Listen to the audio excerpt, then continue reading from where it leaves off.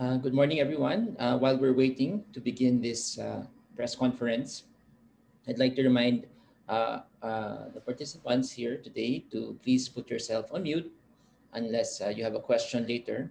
And then we will also be giving everyone time to ask your questions.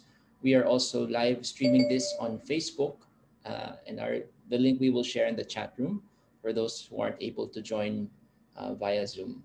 So we will begin very shortly.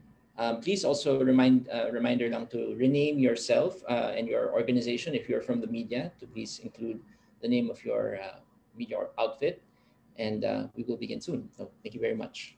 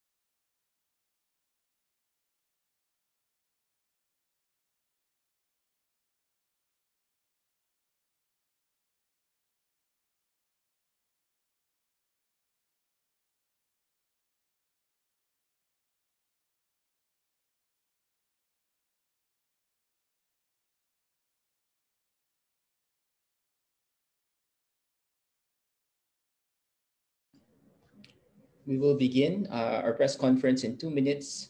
We're just adjusting some things in the back end. Thank you for your patience.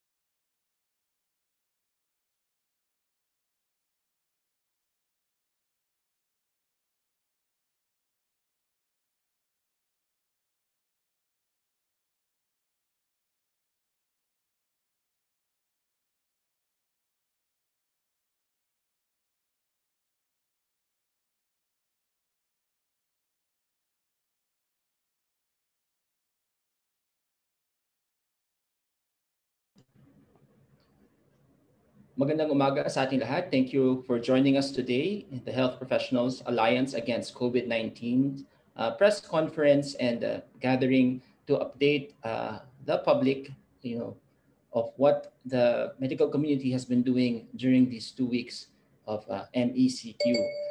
We thank everyone for gathering here today. We thank our media friends for joining us, and we thank all of the medical workers, healthcare workers. Thank you po for your service who are watching also live via Facebook today. So we will have a short statement read, and after that we will have a open forum. So for the media members to be able to ask their questions, and some of our representatives from the Alliance are here today to answer your questions as best as possible. And of course, we will share the statement read today on our public channels. So you will have a copy of that statement today. So without much further ado, I'd like to begin. Of course, by the way, I'm Zach Houston. I'll be facilitating today's discussion. I'm from the COVID Action Network Philippines. So to read a statement or to deliver a statement on behalf of the Alliance, a unified statement, I'd like to call on Dr. Antonio Danz. He's from the Philippine Society of General Internal Medicine. He is a clinical epidemiologist and also a primary care physician. Doc Tony, please. Good morning, everyone. Can you see our slides, Zach? Yes, Doc.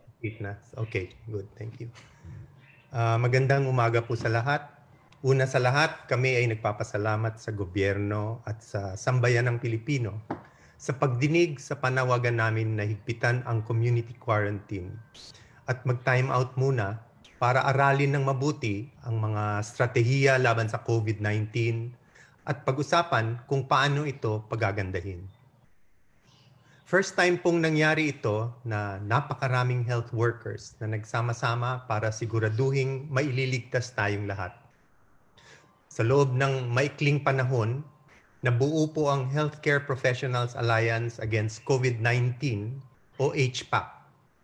Nagsimula kami sa 15 organizations at sa loob ng 12 hours, naging 100. At ngayon, 160 organizations na po na may higit 1 million members. Hindi lang po mga doktor. Kasama din ang samahan ng mga dentists, nurses, midwives, pharmacists, medtechs, at mga public health specialists na tulong-tulong nagsisilbi sa taong bayan. Kami po ay non-partisan. Ibig sabihin, wala kaming kinikilingan na partido. Ang nais lamang namin ay tumulong sa bayan. Nagpatawag po kami ng ECQ nung isang linggo, hindi para magpahinga. Tuloy po ang serbisyo namin. In fact, nadagdagan pa nga po ng walang katapusang meetings nitong nakaraang 2 linggo ng MECQ. Napakarami po naming nakausap para hindi tayo kanya-kanya. Sino po ba ang mga kausap namin? Iba-iba pong scientific experts, the best and the brightest in the Philippines. Mga leader ho natin sa gobyerno, ang Interagency Task Force, ang National Implementation Task Force, Department of Transportation, the Department of Health, the Department of Finance, DICT, DOLE, DTI, and MMDA. Kinausap din namin ang mga leader ng business sector o negosyo at ang mga ordinaryong mamamayan na hindi naririnig ang mga daing. Para saan ang mga pag-uusap na ito? Para mapagdikit-dikit natin ang ating mga ginagawa, para yung doble-doble maging isa, yung mga maling gawain mahinto, yung mga tama naman, mapagtibay. At para maabot lahat, mahirap man o mayaman. Pinuna po namin ang 7 problema nung nagsimula ang timeout. Una, puno na ang mga ospital sa National Capital Region. Marami na ang tinatanggihan ng admission dahil walang bakante, kahit ngayon. Iba-iba ang paraan ng case finding at isolation. Iba-iba ang paraan ng contact tracing at quarantine. Nakakalito po. Hindi safe sa trabaho, hindi rin safe magbiyahe. Hirap sumunod ang mga tao sa preventive measures tulad ng pagsuot ng mask. Madalas nga, napipilitang makipagsiksikan sa iba-ibang lugar. Ang mahirap, yan ang pangpito, lalong humihirap at isang malaking problema. Nitong nakaraang 2 linggo, may unti-unting nabuo na matibay na plano laban sa COVID-19. Pinagdidiinan po namin, hindi lang po ito galing sa amin. Ito po ay bunga ng masinsinang usapan at pagplano kasama ng iba-ibang healthcare workers, civil society organizations, government agencies na nabanggit, at ang private sector. Sa katunayan po, sa mga usapang ito, natuklasan namin na yung 7 simptomas na aming pinuna ay dala ng iba-ibang sakit ng ating sistema. Ang lunas sa mga sakit na yan ay maaring maging lunas sa pandemic na ito.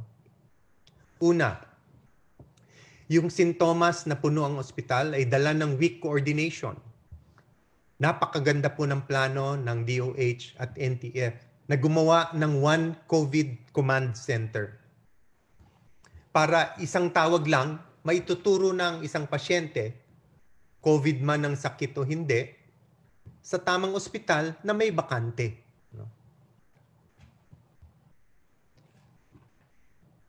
Doon naman, sa di kailangan na ma-ospital, pero kailangan kumonsulta o magpa-testing, ang problema noon pa man ay yung mahinang primary care system natin.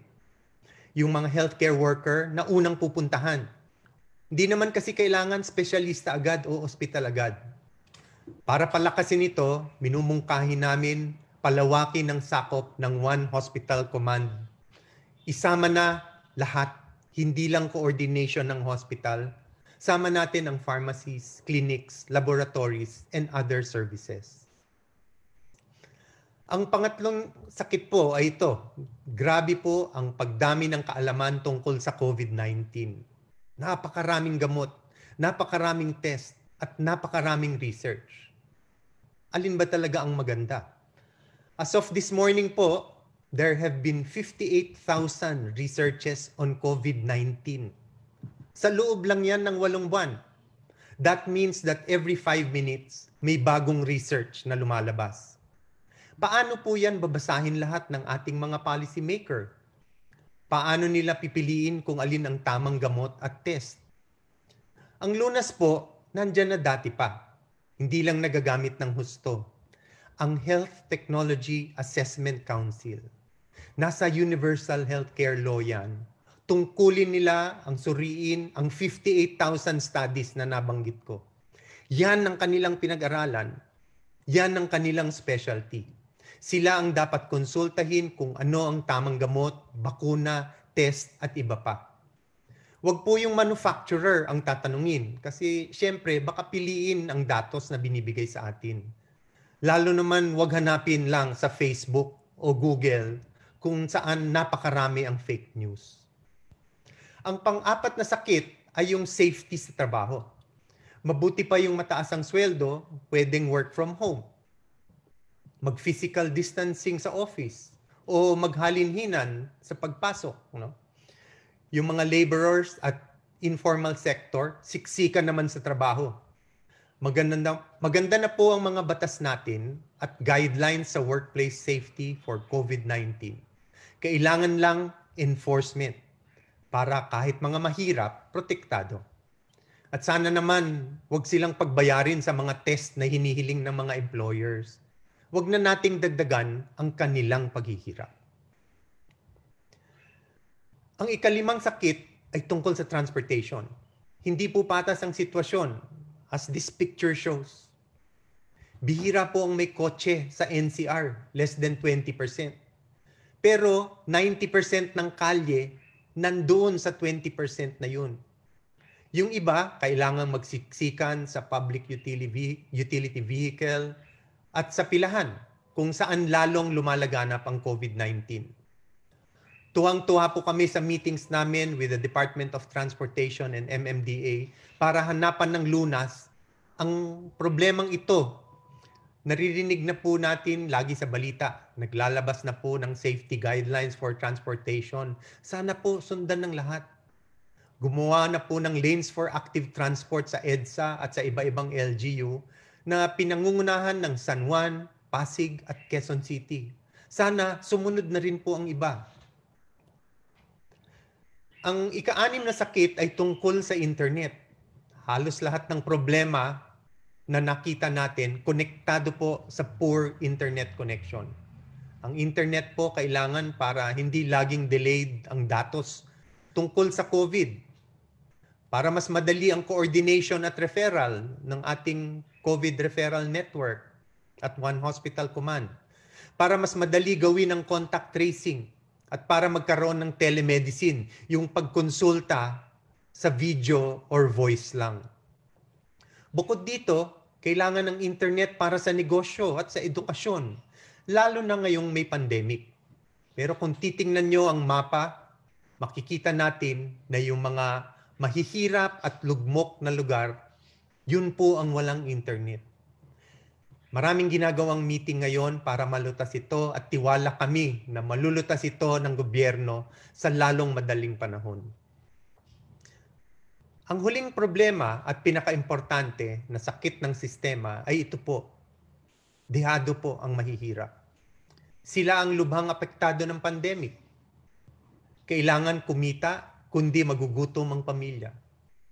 Kaya di bali na kung hindi safe sa trabaho, di bali na kung hindi safe sa transpo, di bali na kung siksikan.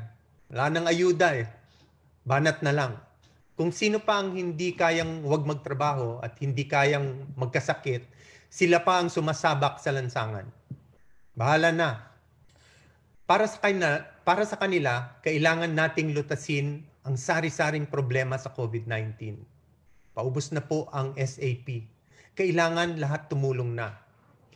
Isipin din natin kung paano tayo makakatulong. Kung may COVID, huwag matahin at pandirian, kundi tulungan. Yun ding walang COVID, ang daming nangangailangan ng tulong sa paligid lang natin. Walang iwanan, di ba? Para sa mga kaya tumulong, tangkilikin ng mga negosyong sinisimulan ng ating mga kababayan. Huwag na kayo magtawad. Keep the change. Tip generously. Magpadala ng ayuda sa mga suki nyo. Magpadala ng ayuda sa mga suki nyo dati na matagal nyo nang hindi nakita. Kung kaya, habaan ng sick leave ng mga employees at tulungan sila kung may nagkasakit. Makitulong at sumuporta sa mga community projects para sa mahihirap. Mahirap pong mamatay ng COVID, pero napakahirap pong mamatay sa gutom, lalo na kung apektado ang inyong mga anak. Balik po tayo sa GCQ bukas. Handa na ba kayo? Alam niyo na ba ang tamang paggamit ng face mask at face shield? Alam niyo na ba kung paano gagawin ang physical distancing at ang tamang paghugas ng kamay? Alam niyo na ba ang safety requirements sa biyahe at sa trabaho? Kung mayroon kayong sakit sa trangkaso, kahit kaunting-kaunti, alam niyo na ba kung saan magpapatest? At kung saan magpapa-quarantine? Kailangan aralin natin lahat ito kasi apaw na ang ospital. Konti na lang apaw na ang may mga namamatay sa emergency room o sa bahay dahil hindi ma-admit. Konti na lang baka matulad na tayo sa Italy kung saan pinipili ng mga doktor kung sino ang dapat salbahin at sino ang pwede nang pabayaan. Napakasakit po ng desisyon na yan at sana hindi na umabot sa ganon tulad ng nangyari sa ibang bansa. Nakakataba po ng puso ang pagbuhos ng suporta at tulong para sa grupo namin. Lahat ng kasali sa grupo na ito ay volunteers. Wala ho kaming kinikita sa pagsama-sama namin. Ganun pa man, hanggang madaling araw ang mga meeting para lang maging handa tayo sa pagbalik sa GCQ. Hindi pa ho ito nangyari ng ganitong karaming healthcare societies ang nagsama-sama. Iisa lang ang aming layunin. Lahat tayo maligtas. Konti na lang, September 1 na. Malapit na po ang Pasko. Maaring ang Pasko natin ay hindi maging katulad ng dati na magulo at maingay, pero sana lahat po tayo ay safe at healthy sa Noche Buena. Walang may sakit at kasama ang mga mahal natin sa buhay. Sana po suportahan nyo ang panawagan namin na magkaisa. Ang nais namin ay makatulong sa inyo at sa pamahalaan. Kapit-bisig po tayo laban sa COVID. Naniniwala kami sa taong bayan, kaya natin to. Maraming salamat po. Maraming salamat, Doc Tony Dance. Thank you very much for that statement and for reading the unified statement of the HPAAC. At this point po, I'd just like to remind everyone that we will have an open forum. But before that, right now there are about 2,600 people watching on Facebook Live. So maraming pong salamat sa mga nanonood. If you have any audio problems, please try to click on yung speaker. Baka nakamute po kayo. So thank you very much for watching. Again, thank you to our medical community from all over the Philippines watching and being united with us today. No? Now we'd like to proceed to the question and answer open forum part so that the media can ask us questions. I'd like to ask the doctors and other medical health workers in this Zoom room to please introduce yourself shortly. And then siguro you can tag the next doctor para mabilis lang. I'd like to start with siguro Doc Eileen. Please introduce yourself. Magandang umaga po sa lahat ng nanonood sa atin ngayon sa Facebook Live. At magandang umaga din sa ating mga kaibigan wala sa media. Ako po ay si Eileen Espina. Isa po akong family physician. And I would like to ask Dr. Lay Camiling to introduce herself.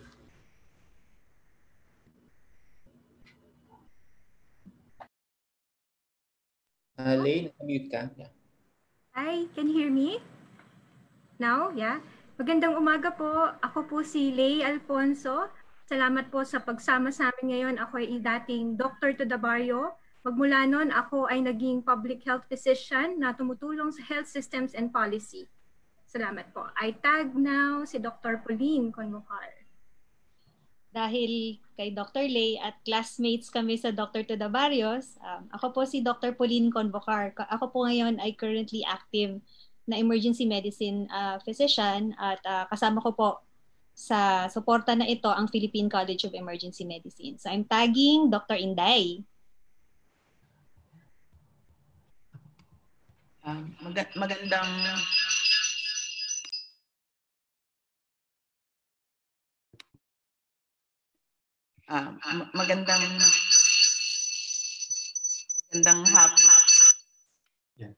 Magandang magandang umaga sa lahat. Ako po si Dr. Inday Dance. Ako ay isang pediatrician at rheumatologist. Ako rin po ay isang epidemiologist.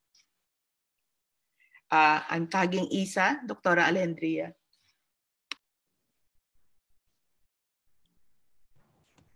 Andiyan ba siya? Magandang umaga po sa inyo lahat, sa ating mga kabayan. Salamat sa pagdinig nyo dito sa amin. Ako po ay isang specialista sa infectious disease at tumutulong po sa paggawa ng mga guidelines at algorithms para po sa ating mga manggagamot. Isang Akala ko yung speaker lang. Yung speaker. Ako po si Dr. Anne.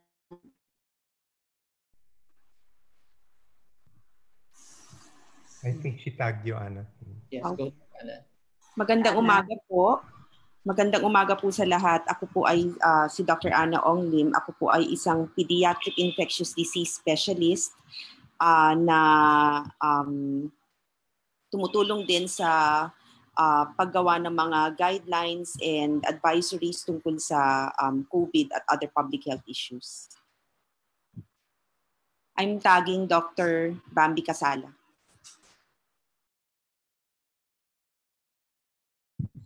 Magandang umaga po sa inyong lahat. Ako po si Dr. Carmela Casala, isang pediatrician din po at isang allergologist.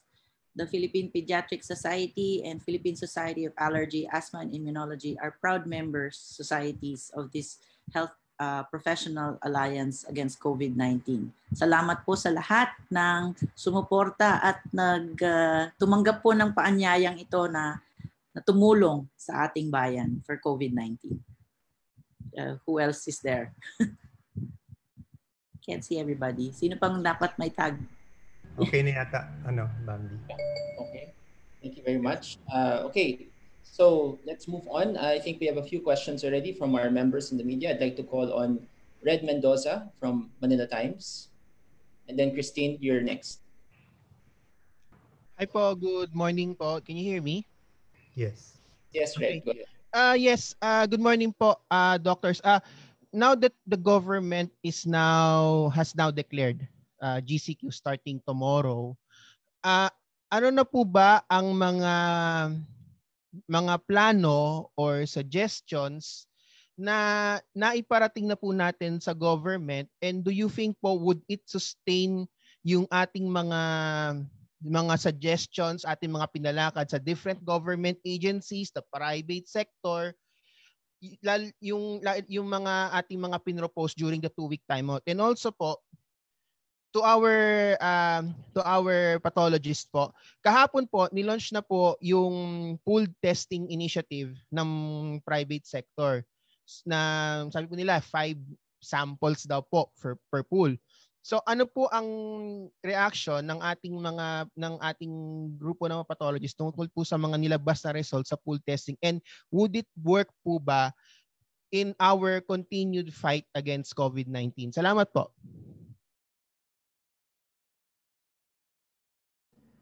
Thank you, Red. I think Doc Eileen, would you like to answer that? Thank you, Sir Red. I think marami po kayong tanong. So, pwede pong isa-isahin po natin yung tanong po ninyo. Allow me to share screen. So, yung mga rekomendasyon po na pinakita kay ni Dr. Dance, ito po ay nakapaloob ngayon sa mga rekomendasyon na isusumiti po namin sa National Task Force. We had a meeting with the National Task Force and Bank 2 weeks ago, immediately after, on August 5 to be exact.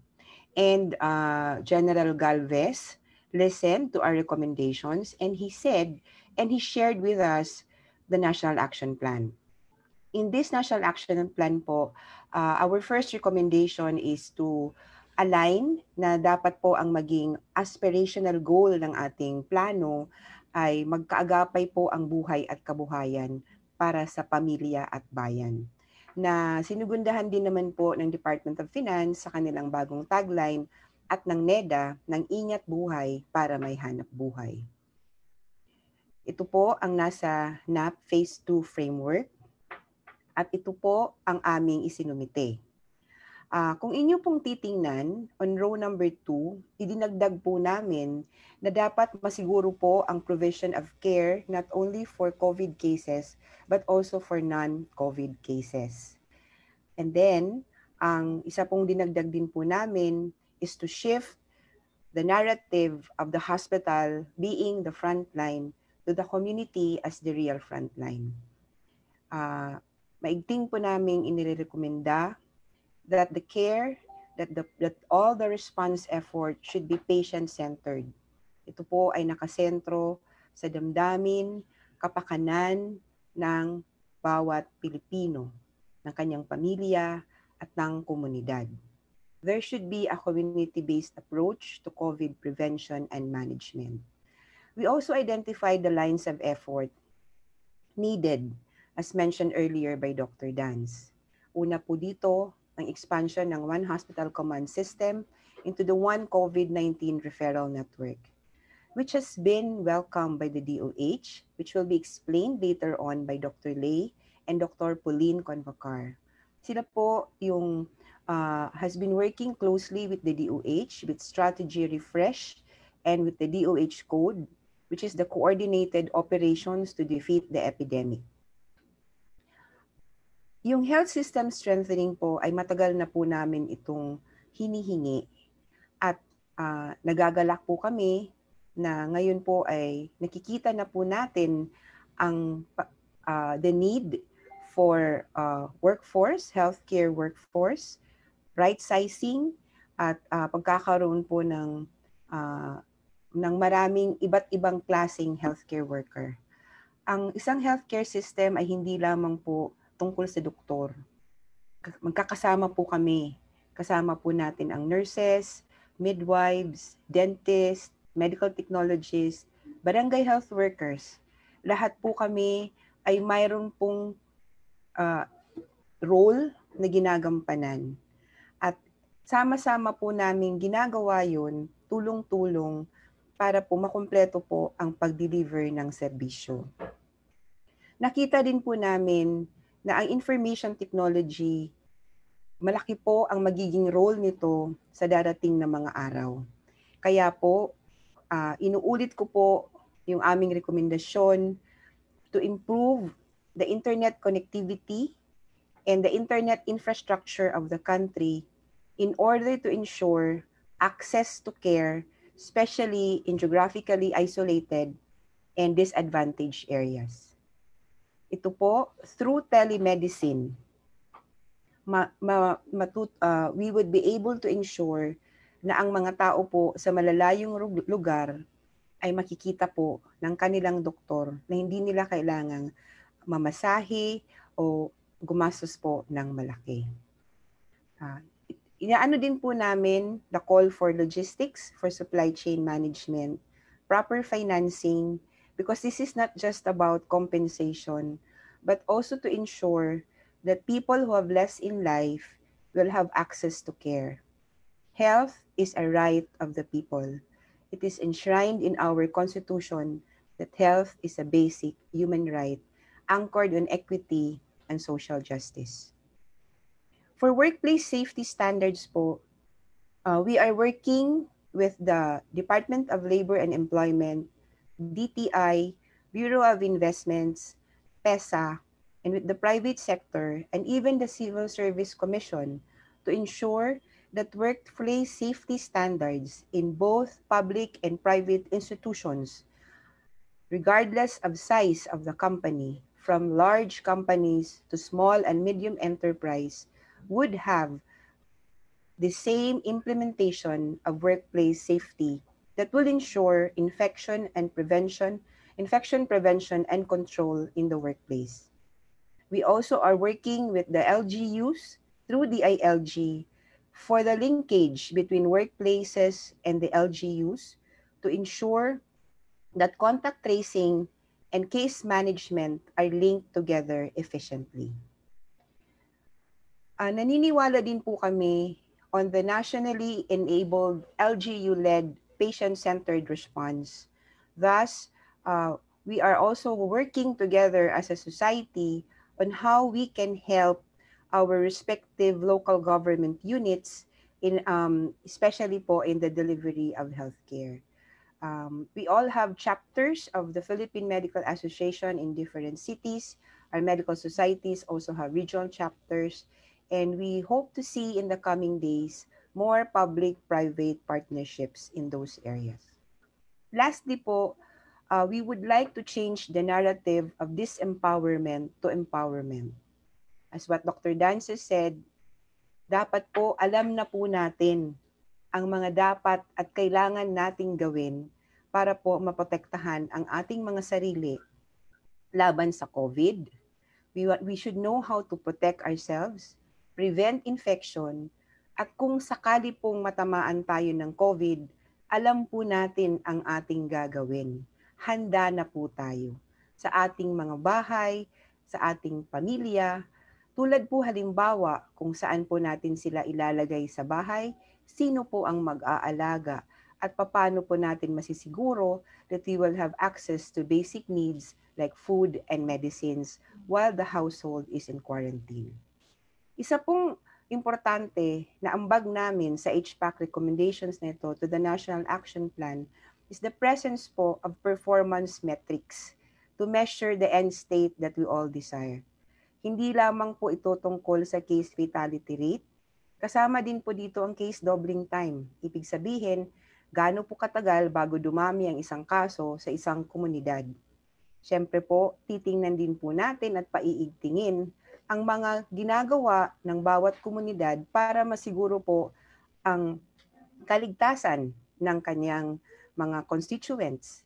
Halimbawa po, kung may papasok po na LSI or APOR sa kanilang bayan, alam po nila kung ano po ang mga dapat gawin. So nilagay po namin ang mga ito in a document which we will be formally submitting to the National Task Force. Ito po ay isang snapshot lamang at kami po ay umaasa na ito po ay ipapasaloob and will be incorporated into the existing framework of the National Action Plan.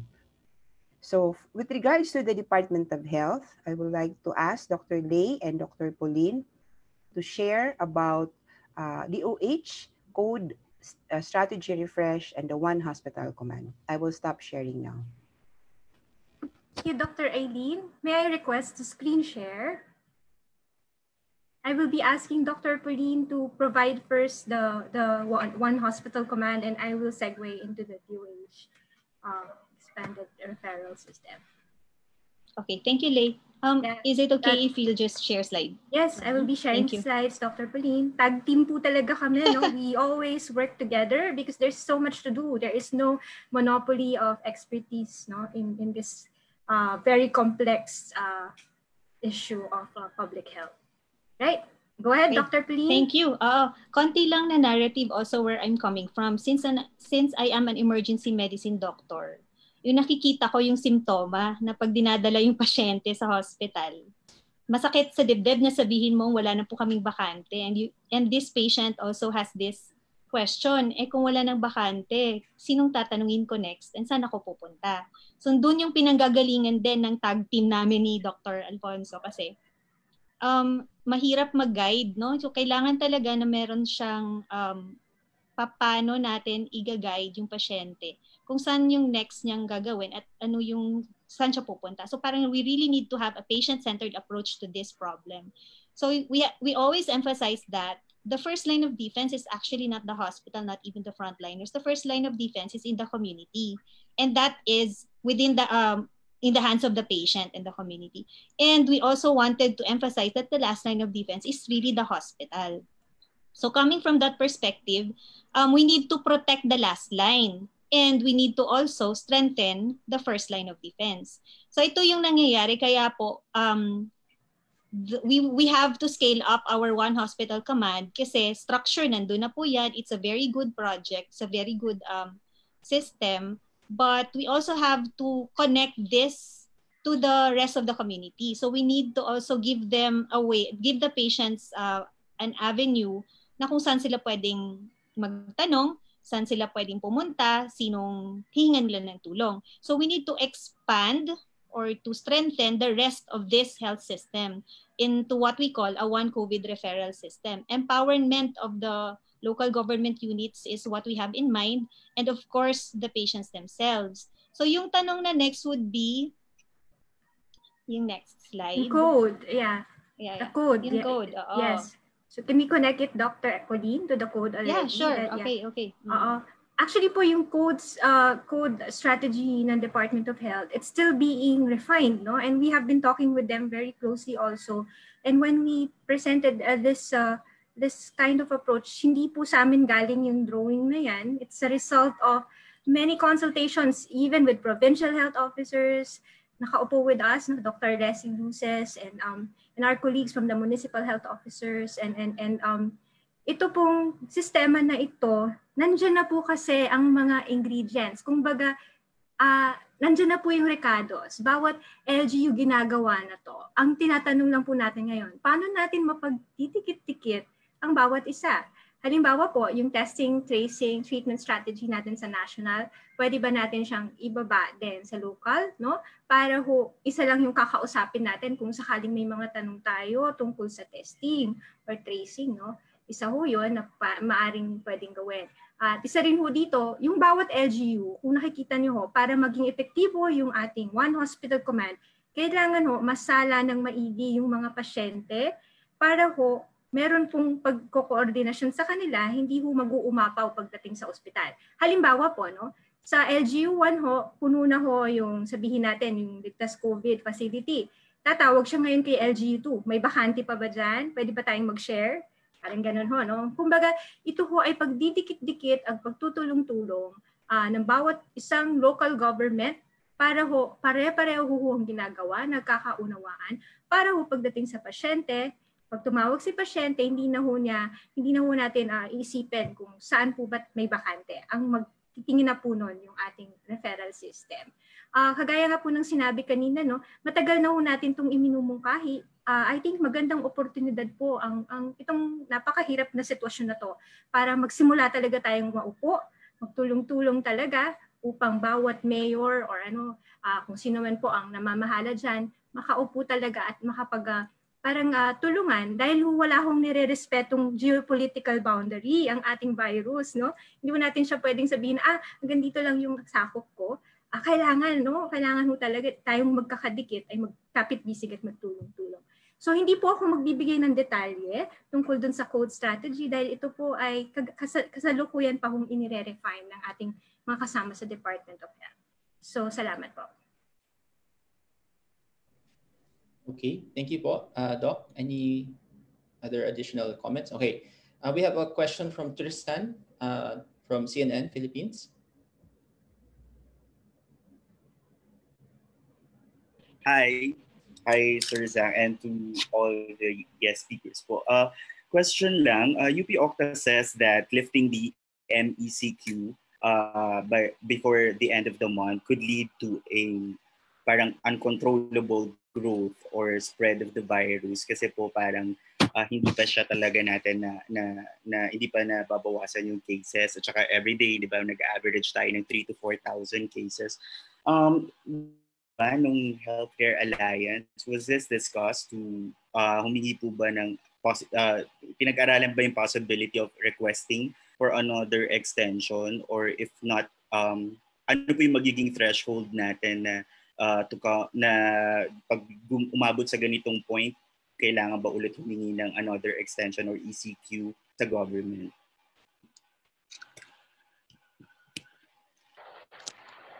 Yes, Dr. Tony. Yes, thank you for that question. Napakahirap na tanong po. So, kailangan po natin isipin kung ano ba ang layunin ng lockdown sa panahon ngayon. Kung gagamitin po natin yung lockdown para pababain ang dami ng mga kaso, tapos babalik din tayo sa mga dati nating ginagawa, hindi pa rin tayo nagpo-protect ng sarili, hindi pa rin coordinated ang hospitals. Mahirapan ho tayo kasi ganun, pagkatapos ng lockdown, tuloy na naman yung pag-akyat ng dami ng mga kaso. So sa tingin ho ng coalition, ang layunin po ng lockdown na hiningi namin for 2 weeks, yung time out, ang layunin po ay para mag-usap, magplano, para pag na-lift po, meron na tayong action para kaya natin to dance with the virus, kaya nang ibalik ang hanap buhay at negosyo, pero alam na natin ang kailangan gawin para iwasan ito. Sa tingin namin, yan ang tanong kung babalik na tayo. Hindi kontrolado na ba ang pandemya? Kasi hindi yan makokontrol kahit mag-lockdown tayo ng matagal. Ang tanong, handa na ba tayo na bumalik sa ating trabaho at sa mga dati nating ginagawa, na alam natin ang mga kailangan gawin para sugpuin ang pandemic. Sa tingin namin, marami nang nangyari this past 2 weeks sa tulong ng gobyerno, at sa pag-usap-usap, marami nang nagbago, at yun po yung mga 7 na binanggit namin na iba-ibang solusyon o pagbabago ng sistema, at yung mga detalye po na binanggit ni Dr. Espina and Dr. Camiling and Dr. Convocar.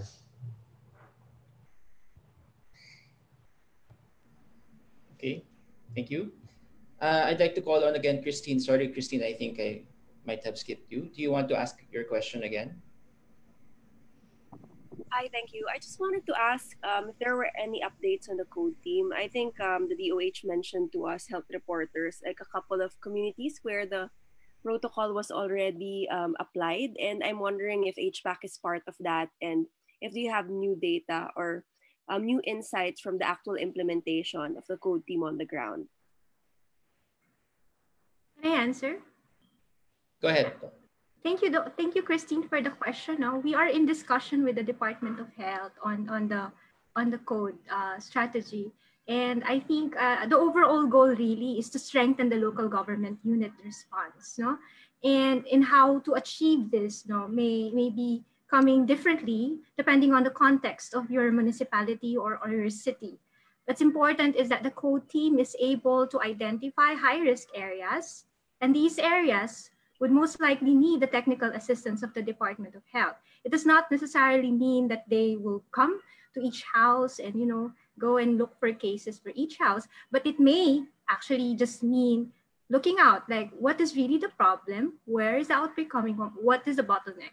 So we're not saying that the code is a very specific set of interventions, really, but it's really more about how do we help the local governments strengthen the response by looking out for the bottlenecks and helping them to address that. And that is what I believe that DOH is really doing. It's really a policy setting body and coordinating mechanism body, and they'll be providing that to the local government units. Thank you. Related to that, can I just ask, the DOH mentioned that they're now proactively looking for COVID cases in the communities as part of the code team, I believe.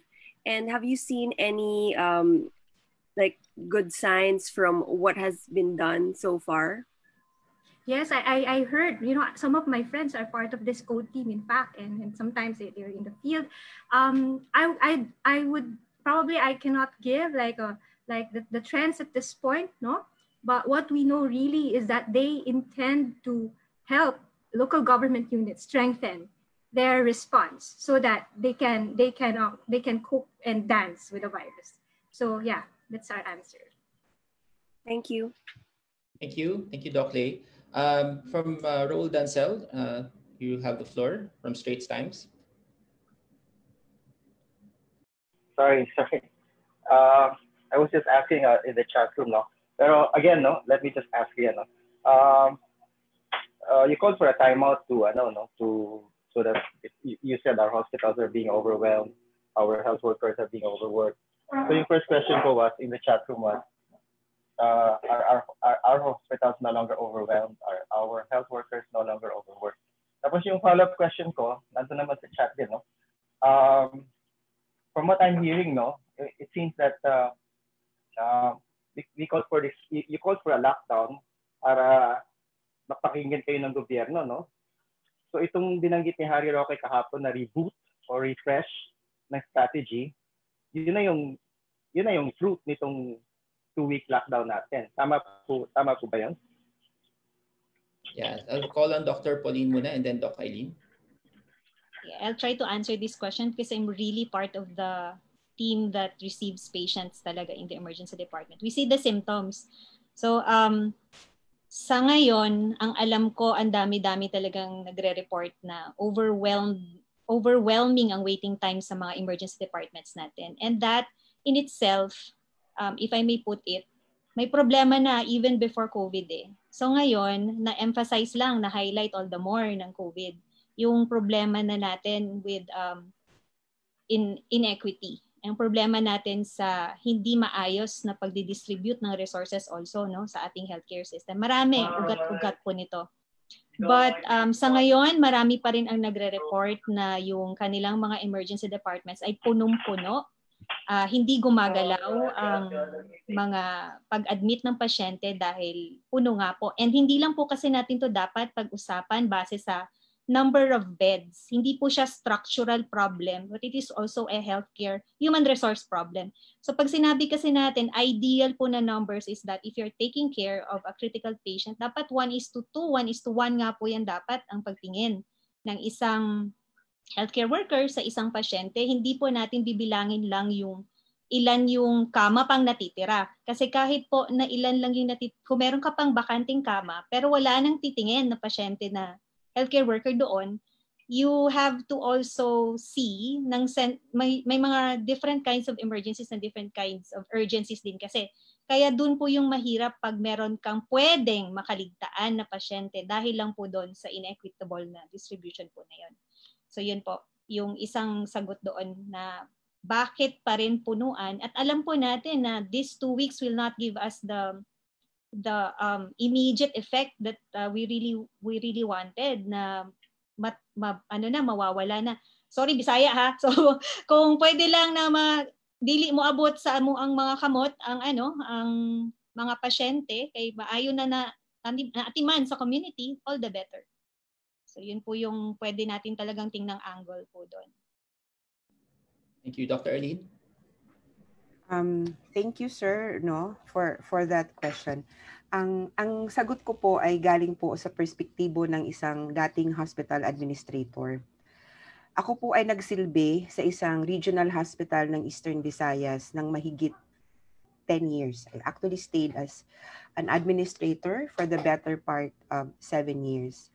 Ako po ang medical center chief ng EVRMC nung panahon po ng Typhoon Yolanda. It is only during disasters and emergencies actually that these social problems that has been ailing our healthcare system is brought to the surface. Ito pong mga problemang ito ay matagal na po. Hindi lamang po ito ngayon. Pero dahil po sa impact ng COVID, ramdam na ramdam po natin ang kakulangan natin ng healthcare human resource. Our obsolete health information management systems, our problems with logistics, supply chain management, our focus on hospital care rather than on primary care, community-based approach. Yan po ay mga problemang matagal na po naming sinasabi. At umaasa po kami na ito pong COVID will be an opportunity for us to effect the needed changes in our healthcare delivery system. We are issuing this call for the implementation of universal healthcare, community-based approaches to care, anchored on prevention, health promotion, because this is the answer. Hindi po natin kailangan ng sopistikadong mga bagay if we can only prevent people from getting sick. Let us shift the mindset from treating diseases to keeping people healthy. We can keep people healthy by teaching them how to protect themselves well, prevent the infection. Alam ko po ang ating mga kababayan ay pagod na po sa pagsusuot ng mask. Nabibingi na sila, natuturete na sila sa dami ng kanilang naririnig. Pero umuapila po kami. Konting pasyensya lang po. Habaan lang po natin ang ating mga pisi. Kailangan po nating magtulungan. Parang wala pong maiwan. We don't want to leave anyone behind. And we can only do this if magkakapit-bisig po tayo and we will all work together as one community, a whole of society. Hindi lang po ito whole of government. This is a whole of society approach that we need. Lahat po tayo may papel na kailangang gampanan. Huwag niyo pong mamalaitin. Don't ever think that your contribution is small. There are no small roles, only small actors. All of us are actors in this unfolding drama. Thank you. I think si Sorry, Doc Bambi. pwede pong, yeah. Sige, go ahead, Raul. Yeah. Sorry po for being makulit, no? But kasi I'm a journalist, no? And my job is to cut through the rhetoric, no? So, ang sinasabi niyo po uli, puno pa rin mga pasyente ng mga ospital natin. And then, yung second part ng question ko, right now, you are 100% behind dun sa reboot and refresh na binanggit ni Harry Roque kahapon, yung mga measures doon. Kasi yun din naman ang recommendations niyo for calling for a lockdown.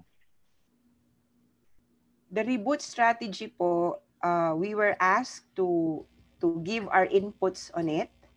But as to how it will be implemented in the future, what we can do is monitor its implementation and give feedback to government using our connections to the ground, to the local We have members mula Apari hanggang Hulo, and we have asked them to be our eyes, our ears on the ground para po makapagbigay po kami ng constructive feedback for quality improvement to whatever government strategy is being implemented. Yun lang po. We do not expect to see miracles happening in a day. Sabi nga, Rome was not built in a day. Okay. Maraming salamat po. Magandang umaga po. Thank you. Thank you and good morning too. Thank you, Doc. Si Dr. Casala, I think would like to add. Good morning ulit po. I speak po also for private hospitals. No? Private hospital community also has the same problems. Hindi naman ibig pong sabihin ang gobyerno inaasikaso lang po dapat ang publikong mga ospital at pagamutan. Ang ating pong mga pribadong ospital, dun po sa mga nakakaangat ng konti at nakakaramdam nito, naramdaman nyo na rin ho siguro na punong-puno rin ho ang aming ER at hindi ho makapasok. Kahit ho kay mayaman, kay ano pa, pare-pareho lang po. COVID-19 was the great equalizer for us all. The ERs are all full. You cannot get in. And ang kawawa talaga din, yung mga walang COVID po, hindi rin po sila makapasok dahil takot po sila. These are reality. This is our reality now and these are our problems now. So we need to also address all of this in the whole country. Tama lang po kasi alam niyo po itong HPAC, we are proud members of HPAC. Kasi po ito the government is actually getting the best of the best talaga po. Ito po ay 167 organizations na po. And nakakagulat po kasi nung una lang po, ang kakonte, kapiranggot lang po. Pero ngayon, dumami na po ng dumami dahil naniniwala po sila na the private sector, kahit hindi ho kami kasama sa government, tutulong at gusto kong makahanap ng lunas para sa ating problema. Pare-pareho lang po ang problema natin, kaya pare-pareho tayong kapit-bisig para hanapin po ang lunas dito sa ating problema. And kanina po, nasabi po ni Dr. Eileen, ang importante talaga po moving forward is preventive care. Tama po yon. Ako po ay isang pediatrician. Talagang pinagkakaingatan po namin, at ako isang mother, no? Pinagkakaingatan namin po talaga sa umpisa pa lang po sa pamilya at sa kabahayan natin ang preventive care. So dito sa mga media personnel na nandito, baka gusto nyo rin pong makisali sa aming Philippine Pediatric Society Media Conference. Tatalakayin po namin ang COVID-19 in children at yung mga guidelines po to back to school at maglo-launch po kami ng preventive care na madali pong matandaan ng lahat. Yung 3 W's. Importante po yon kasi alam nyo naman po yun talaga. Pero iniumpisahan po namin ang kampanya na maalala talaga po ang 3 W's. Uunahan ko na po yung 3 W's. Wear mask and face shield. Watch your distance. And wash your hands. Madali pong tandaan. Corny na nga po, diba? Kasi lagi niyong naririnig. Pero importante po yun. Yung pong lockdown, hindi ho natin makikita, 2 weeks, hindi ho natin makikita na bababa ang cases. Realistically, hindi ho yun talaga ang pakay. Ang pakay po natin talaga ay mag-re-strategize. In the words of Harry Roque kahapon, mag-reboot. So, at least po, yung mga, alam po namin na yung mga strategies o recommendation ng HPAC, pinakikinggan naman po.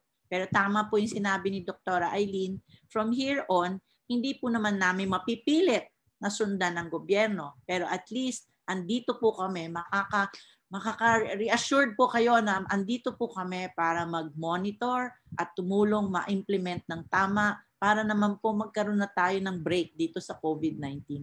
Masyado na hong matagal itong 5-6 months. In less than 2 weeks po, magbe-bear na. Alam niyo namang season na ng Pasko yon. So, sabi nga namin, sana by Pasko makalabas na tayo at tayo po ay lahat tayo in good health. So, salamat po sa pakikinig sa amin at kung gusto niyo pa hong makisali po sa PPS sa media conference sa Thursday, just send us your email address. We'll send you the Zoom link. Salamat po sa inyong pakikinig. Thank you, Thank Zach. you, Doc. Thank you, Dr. Bambi. I'd like to call on Aiko from UNTV. And then after Aiko, we'll have Oscar Oida, and then some questions from the chat and Facebook. Aiko? Yes po, hello po, good morning. You've mentioned nga po that the 2-week timeout was to strategize or reboot po yung mga kailangan ng medical societies. But then again, we'd just like to get your answer po kung ano yung mga particular concerns ang na-address ng government, yung concerns ng healthcare workers with the needs and also with the benefits po. Anyone can answer po kung sino po. Well, if I may answer, Zach, thank you, Aiko. I think the main areas of great improvement developed with the government agencies that we had meetings with are the development of the One Hospital Command.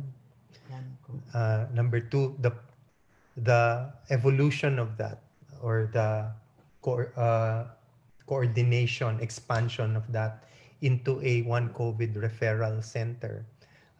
Para po isa na lang ang pupuntahan ng mga tao, hindi na sila malilito kung saan pupunta pag nagkasakit o may simptomas, saan magpapatest.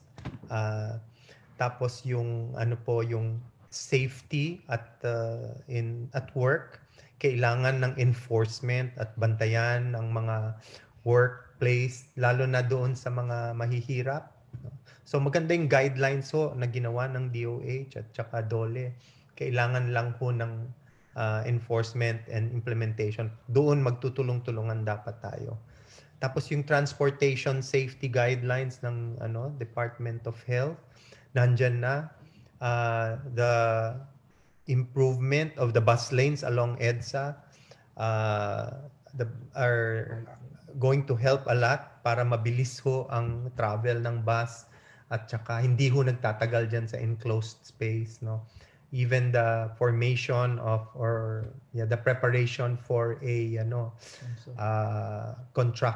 contractual relationships with the transport providers, so a consortium of sorts, so that they no longer earn by passenger, they will earn by kilometer or by trip, so hindi na pupunuin ang vehicles. Importante din po yung strengthening ng Health Technology Assessment Commission or Council. At ngayon pa man, dumadaan na ang mga request for technology assessment. Nagtatanong na po, nagpapatulong na si Secretary Vince Dizon para assess yung mga bagong test, no? Yung antigen test, yung ECLIA. So we are reviewing hundreds of papers on this to find out whether they are worth investing in already, no? And then number 6 yung information technology. Because of the pandemic, naging very important po itong information technology, and now there are discussions on liberalization of access to satellite connections. Kasi ito ang pwedeng maging quick solution para doon sa mga lugar na walang internet connection, no? Kailangan natin to hindi lang sa health, kailangan natin to sa business, kailangan din natin ito sa education, no? Kawawa ang mga estudyanteng hindi makapasok dahil lang wala silang internet connection, no?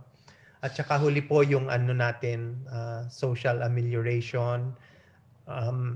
Meron pang natirang konting pondo. So kailangan mai-distribute ng maganda, and I think the DSWD is doing its best to do that. Pero kailangan katulong din ng sambayanan sa social amelioration. Bawat isa sa atin may tungkulin, hindi lang po ang gobyerno. Lahat po tayo merong pwedeng gawing tulong para sa mga mahihirap na apektado ng pandemic na ito. Thank you, Doc Tony. I'd like to call on Oscar Oida. Yes, good morning. Oscar Oida from GMA News. Doc Tony, follow-up question lang. Nabanggit nyo kanina kung yung mga aspeto kung saan medyo nakaramdam kayo ng satisfaction, no, na resulta nung 2 weeks na pagmi-meeting, no. Kung mai-rate nyo po 1 to 10, no, 10 being the highest, gaano kayo ka-satisfied with yung mga naging development within these 2 weeks? On a scale of 1 to 10, yes, gaano kami ka-satisfied sa development? Oo, yung naging resulta po nitong 2 weeks break ng pag-uusap and everything. And yun muna po. May sunod akong question. Well, ewan ko yung sa iba, no? Pero sa akin, sabihin natin, 8 ako. Maraming kailangan, hindi ibig sabihin 2 na lang ang kailangan gawin. Pero ang ibig sabihin kaya 8 kasi maraming nagawa, maraming napag-usapan, maraming na bagong plano. Kailangan ma-implement ng mabuti at tutulong kami dyan. No? So, yung 8 na yan, hindi yan score ng gobyerno. Yan ay score ng bayan. No? Kasi lahat tayo kasama sa laban na ito. And follow up, another question, no, Doc. Kahit sino pwede po sumagot, no? Kung kayo po ang masusunod, sapat na po ba yung 2 weeks timeout na yon? Kanina tinatanong nyo kami pa ulit-ulit, no? Handa na ba kayo? Handa na ba kayo? Bilang experts po, ano po tingin nyo? Handa na po ba kami? So, dapat tanong natin yan sa sarili natin eh.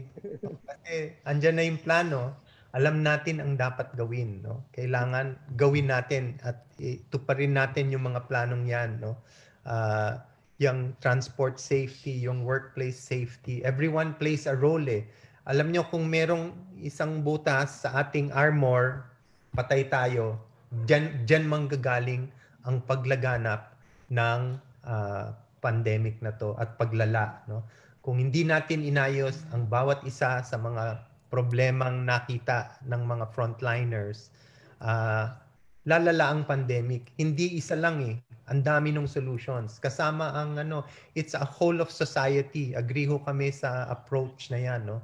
Whole of society should be involved in controlling this pandemic. So, handa na ba tayo? Alam na natin ang gagawin, di ba? May plano na tayo. Kailangan implement na lang natin. Can I add something to that? Yes, please, Anna. Go ahead. Marami kasi dun sa mga pinopose na plano, malaki ang inputs ng iba't ibang government agencies. And of course, we know na it will take a little time to get this off the ground. So pansamantala, habang pinaplano pa to, nire-refine, inaayos, I think ang isang magandang mindset na dapat nasa isipan nating lahat is yung kaharap ko sa labas ng aking pamamahay, pwedeng positibo siya. Pero dahil kailangan kong lumabas, kailangan kong magtrabaho, kailangan kong mamalengke, paano ko masisiguro na hindi ko maipapasok, hindi ako mahahawaan at hindi ko ito maipapasok sa loob ng aking bahay kung saan nag-aantay si lolo, si lola, yung aking anak na maliit. Ano bang dapat kong gawin? Napakasimple, di ba? Isuot lang ng tama yung mask, magsuot ng face shield, bago hawakan ng mukha, maghugas ng kamay. Hindi naman mahirap gawin, kaso kasi siguro dahil napakasimple nakakaligtaan natin. Pero yung mga interventions na yan, basta isaisip lang natin, ang kaharap ko maaring positibo. Kailangan ko maprotektahan ng sarili ko para hindi ko mahawaan ang mga kasama ko sa bahay. Yun lang naman ang hinihingi natin. Thank you so much. Thank you so much. Salamat, Oscar. Okay, I'd like to just read some questions. Siguro sa mga doctors, these are questions from Facebook. Please raise your hand na lang if you'd like to answer. No? I'll just read 3 questions and then you can respond to any of the 3. From Angelo or Angelo Taylor from PCOM. PCOM, as we know, are the medical frontliners in the workplace. It seems we are being left out knowing we are in the heat of the battle and most do not practice in hospitals and clinics. Even the new DOLE DTI guidelines left us out. What can we do about this? That's the first question. From the second question from Martin Aguda, does HPAAC recommend wearing of face shields?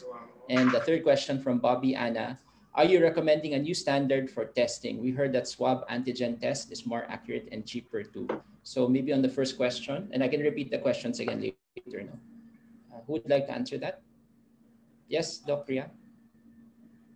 Hi, Zach. Good morning. And good morning to everyone. Magandang umaga.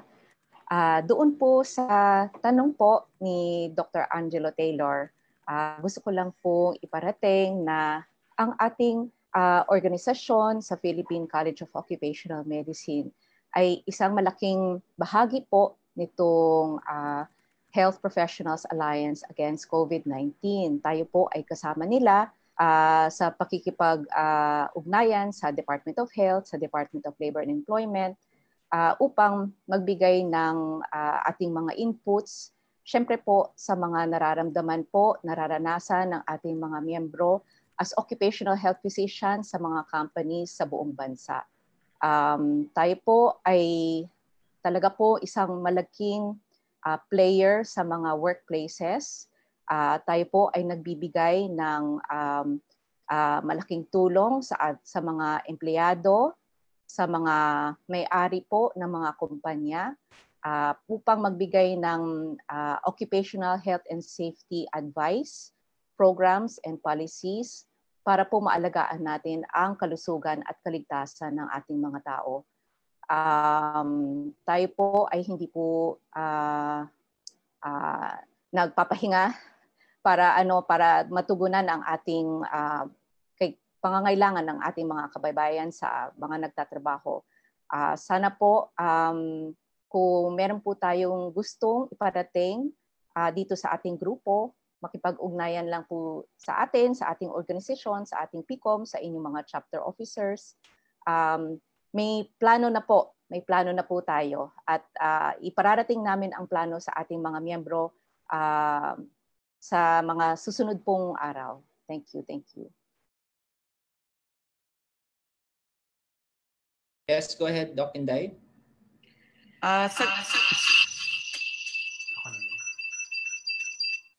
Yan. Sagutin ko lang yung tanong tungkol dun sa face shield. May ebidensya na ho kasi tungkol sa paggamit ng face shield. So, nung tinignan po namin ito, nakita namin na ito ay karagdagang proteksyon kasama ng face mask. So, kasama po kami dun sa nagrekomenda, pati na ho lalo na kung sa mga lugar na masikip o nasa gusali lang ho kayo, mas maganda na naka-face shield tayo. Lalo na rin ho sa mga pagsakay natin sa mga jeepney o sa mga bus na medyo mas hindi tayo makalayo sa ibang tao. Maganda ho ang dagdagan ang ating proteksyon. Maliban ho sa face mask, kasama na rin po yung face shield. Tapos yung katanungan tungkol sa bagong mga test katulad ng antigen test at saka yung iba pang test na antibody test na sinasabi nilang mas accurate. Kasama po namin yung Health Technology Assessment Council na binanggit na po ni Dr. Dansden na pinag-aaralan na po ito para magbibigay po kami ng rekomendasyon base ho sa ebidensya kung ito po ay magiging magandang pag-test o pag-examine sa mga pasyente po na maaaring COVID din po. So, intayin po natin. Ginagawa na po. Siguro ho sa linggong ito malalaman na po natin kung ano yung magiging rekomendasyon para dito. Maraming salamat, Doc Inday. We question dito from Christine and Red. Isasama ko na lang, no? Ang tanong ni Christine, was there any feedback from the NTF on your call to stop the use of rapid test kits for screening? Was there any promises from the government to discourage this? And yung tanong naman ni Red was about pool testing being offered by government officials. What's the reaction po on pool testing? I'll answer. Go ahead. Salamat sa tanong. No? Yung first question on rapid antibody test, yung joint DOLE and DTI guidelines, nakalagay na po na hindi gagamitin ang rapid antibody test for clearance of workers. So nasa guidelines na po yan. Hindi na siya. Ngayon, yung testing, okay.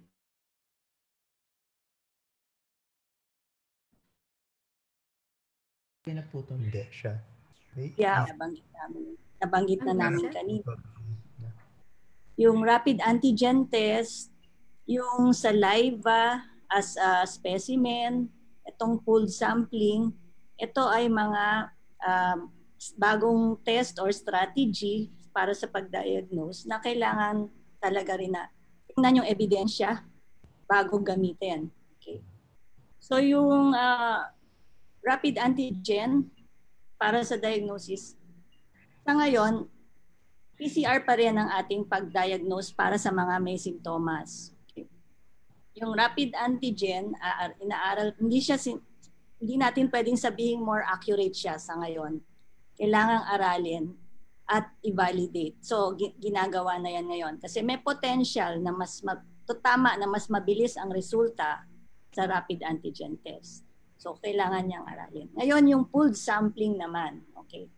Yung pooled sampling, PCR din ang gamit dyan. Ang strategy lang nga is pinagsasama-sama yung samples. So, naggawa na rin ng validation para kung ano yung tamang methodology para maging epektibo itong testing strategy na ito. Kasi ang pooled sampling, hindi naman po bago yan eh. Nagamit na yan sa ibang sakit. Kaya lang, kung gagamitin mo sa bagong sakit, kailangan mag-undergo din ng validation.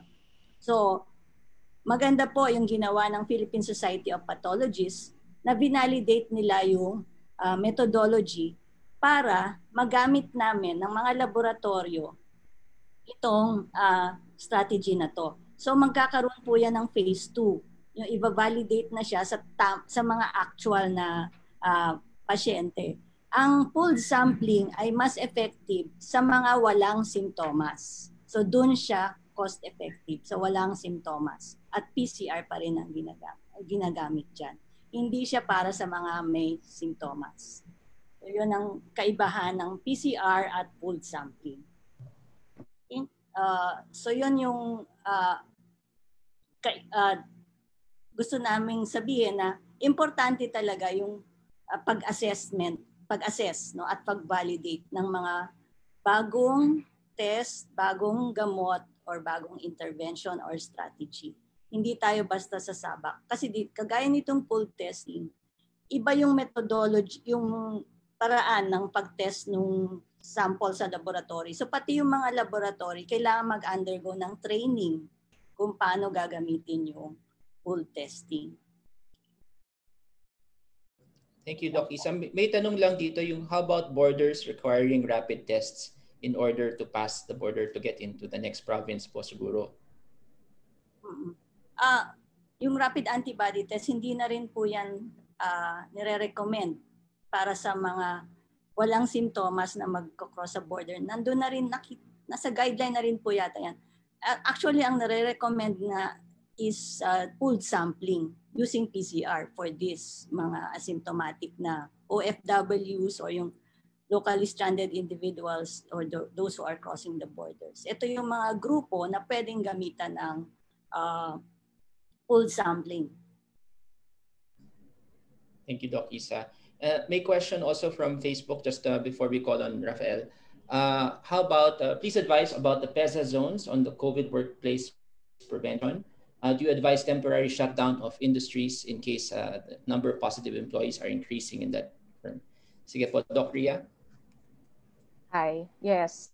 So it was reiterated in the DTI and DOLE guidelines with regards to disinfection of the workplace, that they have given specific guidelines actually na 24 hours prior to disinfection, pagka meron na pong naging positive o di kaya may nakita na pong isang COVID suspect sa isang workplace, pwede na po siyang i-lockdown.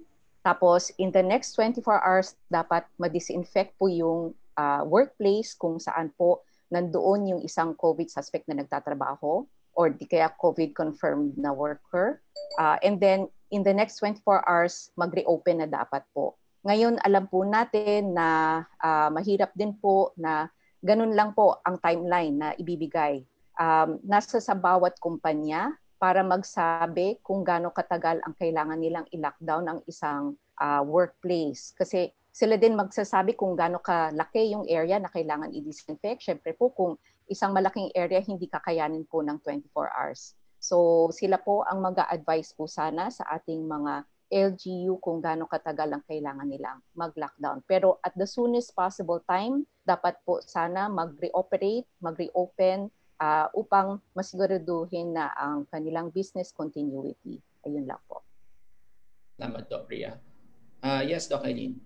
Just to add sa sinabi ni Doc Ria, kaya po bukas magkakaroon po ng workshop, alignment workshop between and among government agencies and PICOM, PISMID to come up po with operational guidelines specific po sa implementation ng policies regarding the workplace. Ang importante lang naman dito is masiguro natin ang safety ng mga tao, prevent clustering of cases, and link the workplace to the local health system. Yun lang po. Thank you po. I'd like to call on si Rafael Busano. Hi, good morning po. Picking up on what I think Dr. Eileen mentioned earlier on shifting the narrative of the front lines being in the community and the patients, sinabi rin po kasi ng DOH, they emphasize na the public must really make behavioral changes in order to avoid becoming infected or infecting others. So 5 months after we saw the surge in cases and yung community transmission, nakikita na po ba natin itong behavioral changes na ito?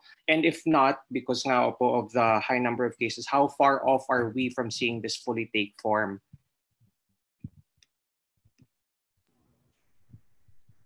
Yun po. So, ang eksperyensya ko po, being a family physician, ang eksperyensya ko po, and I think my other colleagues in the room would agree, ang pinakamahirap po talagang baguhin ay ang behavior. Kadalasan po ang pasyente sasabihin nila sa amin, Dok, bigyan mo na lang kami ng gamot kesa po mag-lifestyle change.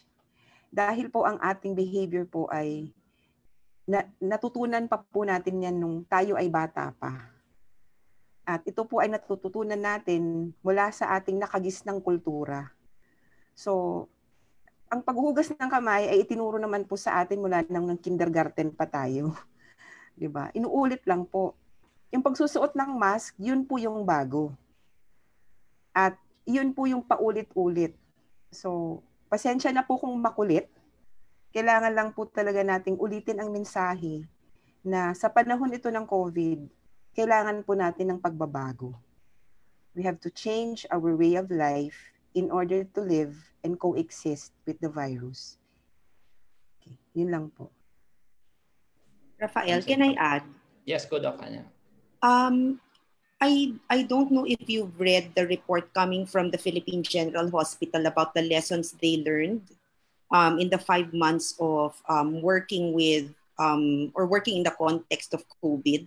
May isang parte doon na nabanggit nila yung tungkol sa behavior change. And as an example, nabanggit nila na mas marami pa dun sa mga nag-test positive yung hindi naka-assign sa COVID areas at saan sila nagkakaroon ng issue. Pag nagsasama-sama na yung mga tao, during the moments na sila ay off, naka-break, nagsasalo-salong kumain. No? So I think this is a critical example of the kind of behavior change that we need. Kasi alam mo, napakalaking bagay sa kultura natin yung pagsasalo-salo, yung being together with our colleagues. Yun yung ating yun yung feel good natin sa ating workplace, di ba? Pero unfortunately, dahil may ganito tayong issue, kailangan nating paalalahanan yung ating mga kasamahan, alalahanin natin sa sarili natin na konting pasensya, hindi mo na pwede ang ganon. Wala mo nang salo-salo sa workplace, wala mo nang kumpul-kumpulan. Kasi kung gagawin natin yan, tayo mismo ang magdadala ng sakit sa bahay natin. And pansinin natin sa nababalit na ang mga kwento ngayon, paano ba magkahawaan ngayon? Hindi ba yung mga pumasok sa trabaho, umuwi sa bahay, hinawaan yung buong pamilya? Hindi lang isa ang narinig kong ganun, nakakalungkot, no? Mag-asawang may edad na, nagkakasakit yung dalawa, mamamatay isa, dalawa, parehong parents na matay, hindi na dapat nangyayari to. Kung mas maingat tayo at top of mind sa atin yung mga simpleng intervention. Yes, Doc Inday. Thank you, Doc Ana. Yung isang mensahe ko kasi na gustong parating, kasali na rin kasi sa ating mga Pilipino na kahit basta may konting simptoma, sinat, may konting sakit ng lalamunan, or minsan masakit lang yung katawan, no? Hindi natin masyadong pinapansin yan eh. So pag tinanong ng doktor, nagkaroon ka ba ng simptoma, lagi nilang sinasabi, wala ho akong naramdaman, nagkasinat lang ho ako ng isang araw. So ito isa sa dapat nating iparating sa ating mga kababayan at sa lahat sa atin na itong COVID na to, sa umpisa, minsan konti lang ang nararamdaman natin, pero importante na masabi natin ito kasi minsan ito yung nagiging sanhi na hindi nalalaman na doon na pala nag-uumpisa kasi kailangan sa umpisa pa lang maiwasan na natin at hindi na maihawahan yung ibang mga kasama sa bahay. Thank you. Doc Isa. Yan na sinabi ni Dr. Inday. Pinaka-infectious or nakakahawa, yun yung kahit may konting sinat, konting sipon, nakakahawa na po yun. So, ito yung kaibahan ng virus na ito kumpara sa flu. Ito, habang kahit konting-konting simptoma pa lang, pwede na siyang makahawa. So, yung first 2 to 3 days before na parang akala mo wala ka nararamdaman, pwede na siyang makahaway. Kaya importante talaga yung pagsunod ng ating preventive measures na nakamask, hugas ng kamay, tapos kung yung nabanggit din ni Dr. Ana, yung kakain, kasi siyempre tayong Pinoy talaga gusto natin sabay-sabay.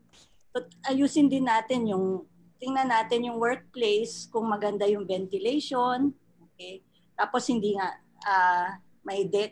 hindi sabay-sabay ang pagkain. So may barrier. Kung hindi ma-maintain o at least yung 1 meter distance sa kung kakain ng sabay-sabay. Kung ano lang yung kasya dun sa kwarto. So aaralin din yung structure ng workplace at ng bahay. Yun po. Okay, thank you. Ang last 2 questions po magagaling sa Facebook sa mga nag-comment doon.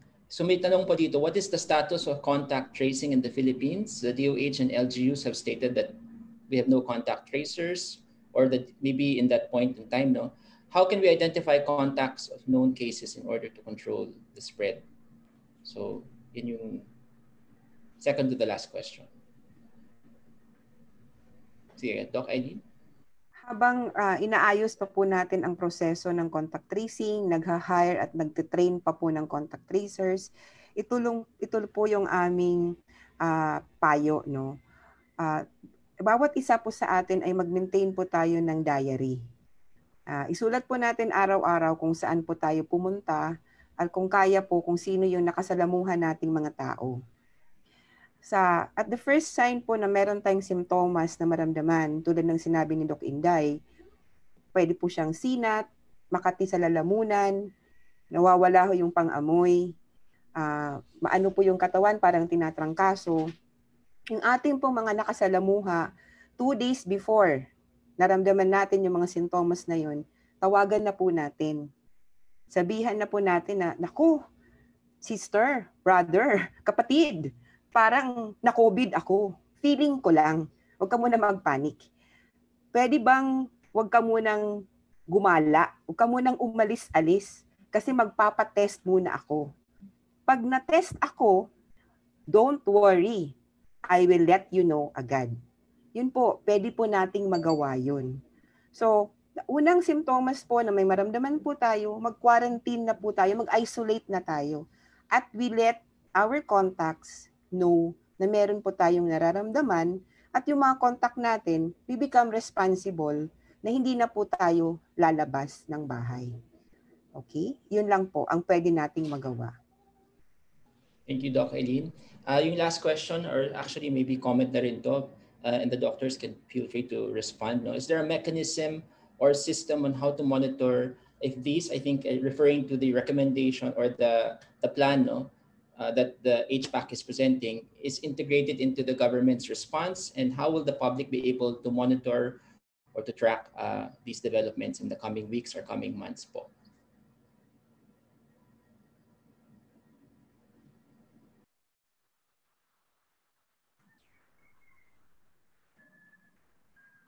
Well, siguro ang tanong, Zach, is paano i-monitor, di ba? Alam mo, kailangan natin lahat magtulungan dyan eh, di ba? Ang HPAC malaki hong tungkulin dahil ang dami hong frontliner dito, more than 1 million workers. Sila ang tenga natin para marinig kung ano yung mga problema. Sila yung mata natin para makita, no, kung yung mga plano sa itaas ay successful ba sa frontline, no. At ngayon, ang HPAC din ang boses natin para kung may problema na naibanggit o naturo, kailangan pag-usapan at ipaabot sa kinauukulan. Diba? So, yan ang role natin. Hindi naman kasi ang turing natin kuminsan kung may tinurong problema, batikos na ito at masama ang layunin. I think kailangan magsumbungan tayo kung ano yung problema para malaman natin at maayos natin ang sistema. So, magbatikos kung magbatikos, pero after that, join hands ulit. Sama-sama ho tayo rito para magtulungan, para malunasan ng problema na COVID. No? Okay. Thank you very much, Doc Tony.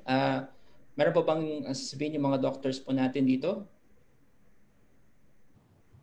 Okay, I think nasabi na po ng lahat. So we'd like to thank, yes, Doc Tony, go ahead. Yeah, siguro dalawang na lang, parang ending message, Zach, no? Isa pang na hindi pa masyadong napag-uusapan itong una, no? Isa pong kalaban ng pandemic yung fake news, no?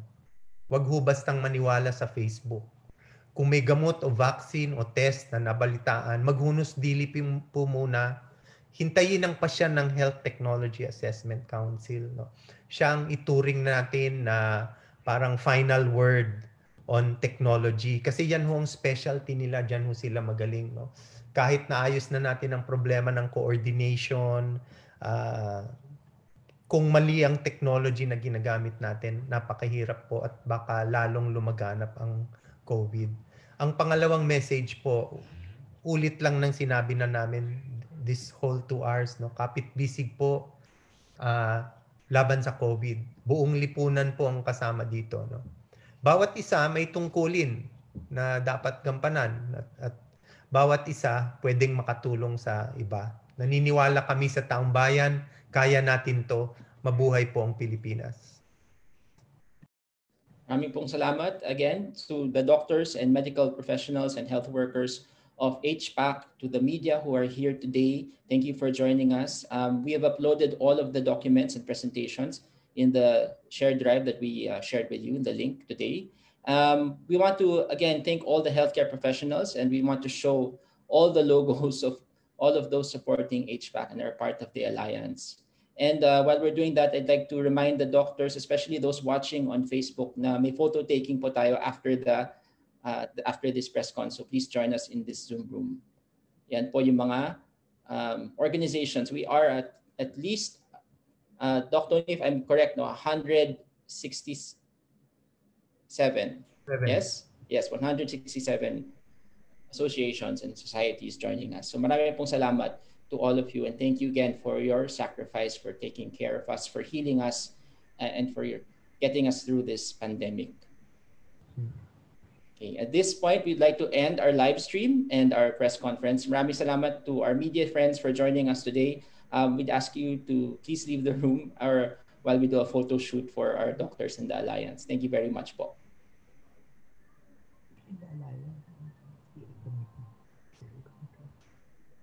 Paano ko gagawin? Galing.